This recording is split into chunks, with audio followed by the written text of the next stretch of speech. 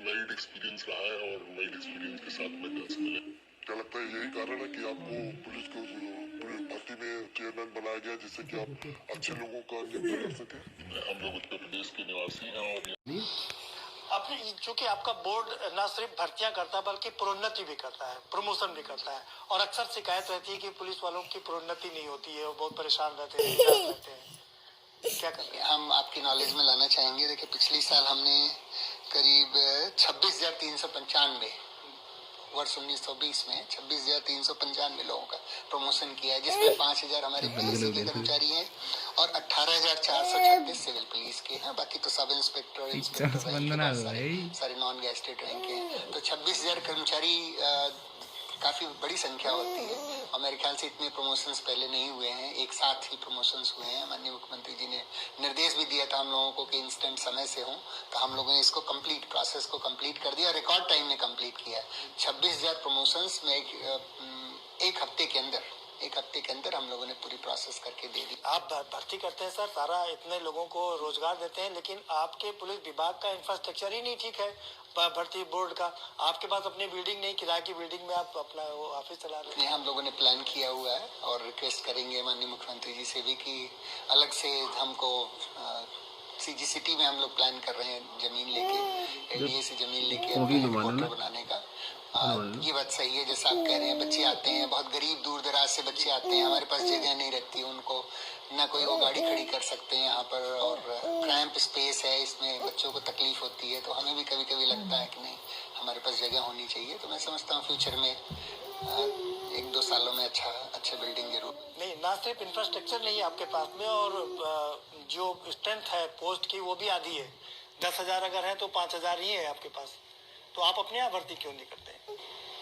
नहीं, हमारे यहाँ जो पोस्टें हैं वो डेपुटेशन पे हैं सभी, उत्तर प्रदेश पुलिस से डेपुटेशन पे है। तो हम लोग डीजी साहब से बात करके जो लोग होते हैं उनको डेपुटेशन पे ले लेते हैं। हम लोग थोड़ा सा इस बात पे विचार कर रहे हैं कि कई बार बहुत रिमोट एरिया से बच्चों को आना पड़ता है, कुछ दिक्कतों का सामना, अगर उनको सामने चीजों के लिए, तो उनको फिजिकली आना पड़ता है। यहाँ पर आना, हाँ, इतनी देर में उसकी जगह ज्यादा अच्छा रहेगा कि एक छोटा सा मिनी सेंटर, या फिर मान लीजिए महाराजगंज से बच्चे हैं, देवरिया से हैं, दूर दराज से लड़कियां खासकर आती हैं, अच्छा आ जाएंगी तो जगह होती नहीं, या फिर इतना पैसा नहीं होता कि होटलों में रुक सके। तो हम लोग फ्यूचर में मैं सोच रहा हूँ कि 2-3 छोटा मिनी सेंटर्स, खासकर गोरखपुर, एक सोनभद्र साइड और एक नहीं हो तो बुंदेलखंड साइड में, इधर 3 कम से कम जरूर होने चाहिए।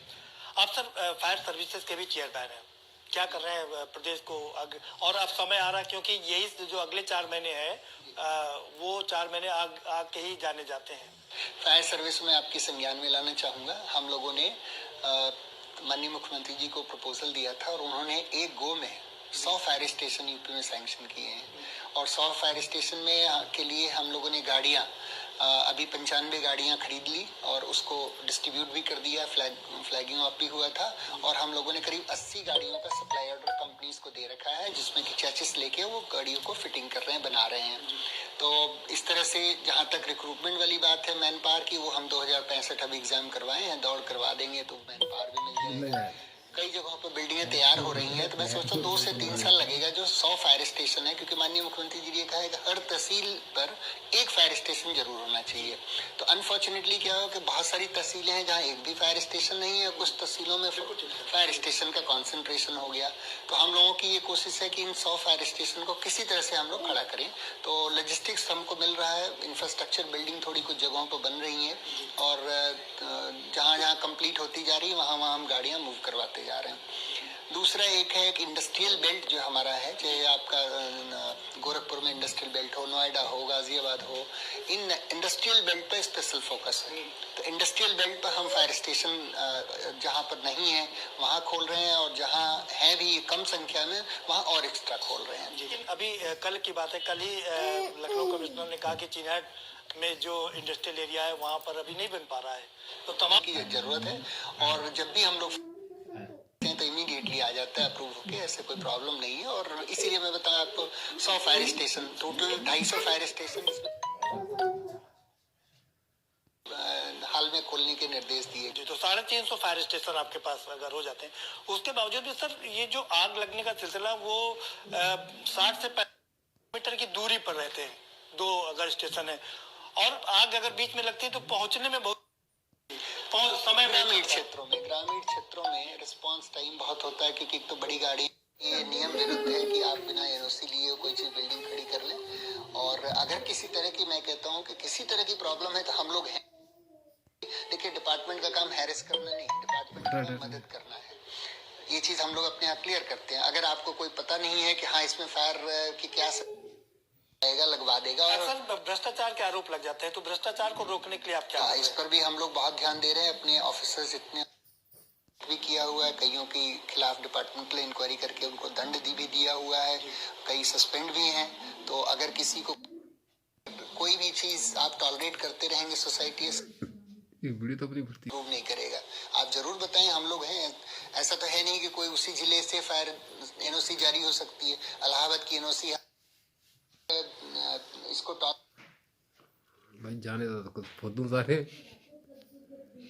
तो सिस्टम नहीं सुधरेगा। कभी कोई बात हो, हम लोग एक्सेसिबल हैं हमेशा। होती है उसमें फायर फाइटिंग का काम कैसे करते हैं? हाँ, ये प्रॉब्लम्स एक्चुअली लखनऊ, नोएडा, गाजियाबाद, ये जो बड़े बड़े सिटीज हैं जिनमें 18 मंजिल से ज्यादा बिल्डिंगें बन रही हैं, 25 मंजिल की बन रही हैं। अब स्पेशली इटालियन फायर हाइड्रेंट है, वो 18 मंजिल तक जाता है केवल लखनऊ में।